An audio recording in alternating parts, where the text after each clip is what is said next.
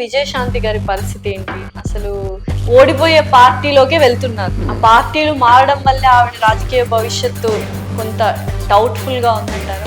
ఒకసారి సోనియా గాంధీ అమ్మ నీకు సముచిత స్థానం ఇస్తాము ఆంధ్రప్రదేశ్లో రా అంటే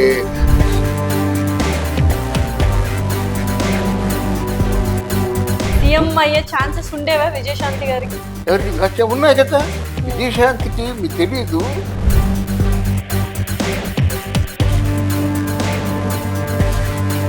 సో దారుణంగా మోసపోయారు విజయశాంతి గారు. కేసీఆర్ మోసం చేశాడు. ఆయన ఎవరినైనా గెస్టులు పిలవాలంటే ఇండియాలో 12 మంది ఉన్నట్టయితే ఆ 12 మందిలో ఒకరు విజయశాంతి.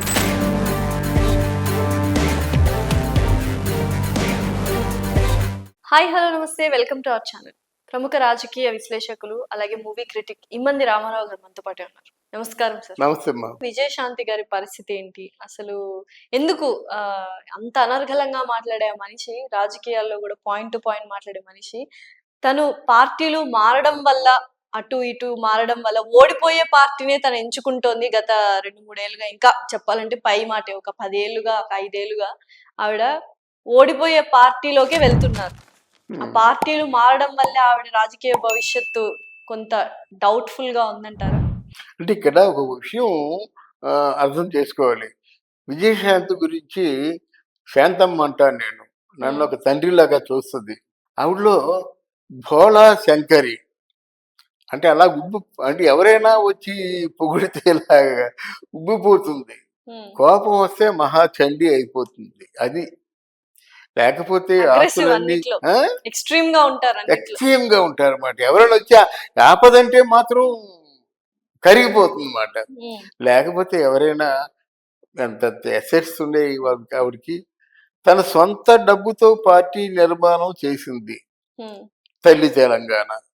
అప్పుడు కేసీఆర్ మోసం చేశాడు. చెల్లి నువ్వు నిన్ను కాకపోతే ఎవరు కాపాడుతావు ఈ తెలంగాణనే, నువ్వు ఆడవాళ్ళు నీకు ఉన్న పేరు ఎవరికీ లేదు, మగవాళ్ళు నాకున్న చతురత ఎవరికీ లేదని చెప్పేసి ఆ విజయశాంతి గారి మెదకులోంచి తర్వాత కేసీఆర్ గారు నెగ్గారు. ఆయన అక్కడ పోటీ చేసి. ఇక్కడ గొప్పగా చెప్పుకొస్తుంది ఏంటంటే వాళ్ళిద్దరూ ఎంపీలుగా ఉంటుండగానే తెలంగాణ అనౌన్స్ చేశారు. అర్థమైందా? ఈ ముందు తెలంగాణ వచ్చిందంటే ఎవరైనా కేసీఆర్ని ఎంత మెచ్చుకుంటారో, విజయశాంతి మామూలుగా వెళ్ళలేదు ఢిల్లీ. కేవలం తెలంగాణ పోరాటం కోసం వెళ్ళింది.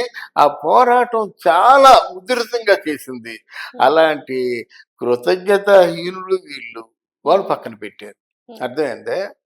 అక్కడ నిజంగా ఒకసారి నాకు తెలుసు, ఒకసారి సోనియా గాంధీ అమ్మ నీకు సముచిత స్థానం ఇస్తాము ఆంధ్రప్రదేశ్లో రా అంటే ఆవిడ అక్కడికి వెళ్ళలేదు.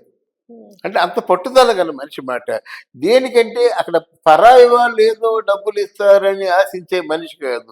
మొత్తం తనకున్న ఎసెట్స్ అన్ని కూడా ఆత్మాభిమానం కోసం అయిపోయింది. కాంగ్రెస్ పార్టీ వాళ్ళు ఎంత చాలా అంటే లోబుల్గా చాలా మంచి ప్రేమపూర్వకంగా పిలిచారు. సోనియా గాంధీ, రాహుల్ గాంధీ మాట్లాడారు. ఎలక్షన్లో స్టార్ క్యాంపెయినర్ అన్నారు. స్టార్ క్యాంపెయినర్ అంటే చిన్న విషయం ఏంటమ్మా. స్టార్ క్యాంపెయినర్గా ఆ పర్యటనలో ఉంటే వాళ్ళకి చాలా పెద్ద పదవి ఇవ్వాలన్నమాట. స్టార్ క్యాంపెయినర్ అనే పదవి చిన్నది కాదు. వీటికి తెలియదేమో బహుశా. అక్కడ తమిళనాడులో స్టార్ క్యాంపెయినర్ ఎవరు? జయలలిత. వాళ్ళు ఎండనక ఓననక ప్రజల తాలూకు అన్ని చీత్కారాలు సత్కారాలు అన్ని పొంది స్టార్ క్యాంపెయినర్గా ఉంటే నెక్స్ట్ ఒక సీఎం పోస్ట్కి వెళ్ళవలసినటువంటి పరిస్థితులు ఉంటాయన్నమాట. అలాంటిది ఏం చేశారమ్మా, ఎలక్షన్లో గెలవగానే మర్చిపోయారు.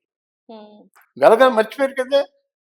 ఆ ఫోటోల్లో ఏదైనా ఒక ఫోటో ఉందా విజయశాంతి గారి ఫోటో? లేకపోతే ఏదైనా పబ్లిక్ మీటింగ్ లో పిలిచారా? సో దారుణంగా మోసపోయారు. అంటే ఎవరిని నమ్మాలో తెలియటం లేదు. నిజంగా తల్లి తెలంగాణ పార్టీ కానీ కొనసాగినట్టయితే కేసీఆర్ ఎక్కడికో శంకరగిరి మాన్యాయంలో ఉండేవాడు అన్నమాట. అప్పుడు ఆయన మీద కేసులు కూడా ఉన్నాయి. ఆయన మన ఏదో పేరు ఆయనకి శేఖరు. ఆ శేఖర్ ఇప్పుడు టిఆర్ఎస్ బిఆర్ఎస్ ఎలా ఉందో అప్పుడు తల్లి తెలంగాణ ఉండేది. ఇప్పటికీ ఉండేది. సీఎం అయ్యే ఛాన్సెస్ ఉండేవా విజయశాంతి గారికి? ఎవరికి ఉన్నాయి కదా. విజయశాంతికి మీకు తెలీదు, సుమారు నిన్ను అమ్మ ఆత్మకథ రాశాను నేను. ఆంధ్రప్రభ 24 వారాలు వచ్చింది. అఖండంగా ఆదరించారు ఆ ఆత్మకథ నేను రాసిన దాన్ని. అప్పుడు 5,000 మంది విజయశాంతి ఫ్యాన్స్ వాళ్ళు ఉండేవారన్నమాట. విజయశాంతి ఫ్యాన్స్ అన్ని వేల మంది ఫ్యాన్స్ ఉండడం మాత్రం మన భారతదేశంలో ఎక్కడా జరగలేదు. ఆ ప్రపంచం గురించి నేను చెప్పలేను, నాకు తెలియదు. మరి 5,000 మంది ఫ్యాన్స్ అంటే ఒక్కొక్క అసోసియేషన్లో కూడా 500 మంది ఉన్న ఎన్ని ఓట్లు అయిపోతాయి చెప్పండి. అందువలన ఆవిడని ఎప్పుడు మనుషులు ఇప్పుడు కూడా జూన్ 24వ తారీఖు విజయశాంతి బర్త్డే.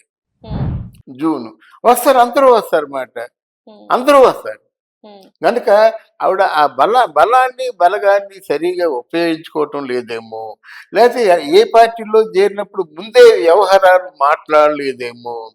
ఉన్నారు కదా ఈ రోజులు ఎలాగున్నాయి, నేను ఉన్నాను, మీకు వస్తానమ్మా, చెప్తే నాకు ఏదో కాస్త బహుమానంగా ఇవ్వండి అమ్మా చెప్తే కదా మీరు ఇస్తారు, లేకపోతే థ్యాంక్ యూ అంటారు. ఇప్పుడు విజయశాంతి గారికి థ్యాంక్ యూ అన్న ఒక్క మాటే మిగిలింది, ఏం మిగిలేదు మాట. ఆవిడ కొంచెం జాగ్రత్త పడాలన్నమాట. రాజకీయం ఇది, తలలు మార్చేస్తారండి.